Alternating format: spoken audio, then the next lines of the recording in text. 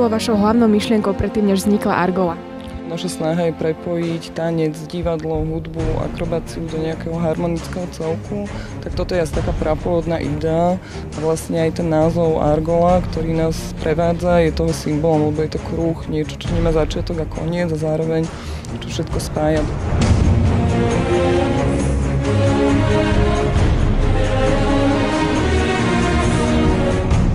Čo stvárňujete v tomto predstavení? Som vlastne tanečnica, ktorá sprevádza elementy a vlastne prepájame jednotlivé elementy medzi sebou, spájame a dávame tomu možno nejakú ideu.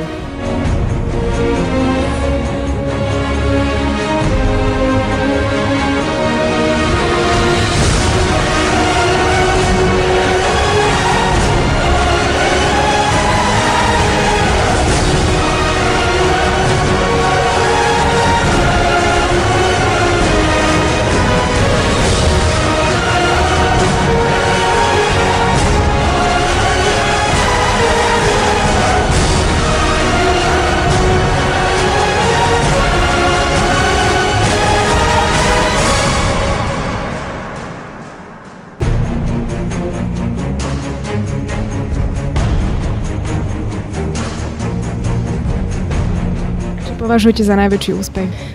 Vôbec to, že takéto krásne predstavenie vzniklo, že sa tu prepojilo vlastne toľko zložiek.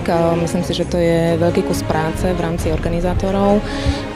Takže si myslím, že toto je asi taký najväčší úspech, najmä preto, že sme sa mohli zúčastniť v Kórei a odohrať tam toľko predstavení s takým úspechom.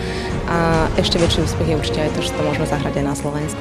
Čo je takým vašim najväčším snom v rámci Argoly? Najväčším snom je aktuálne, aby toto predstavenie nám vyšlo tak, ako chceme, a keď sa bude aj páčiť divákom, tak myslím, že pre dnešný deň tento sen bude naplnený.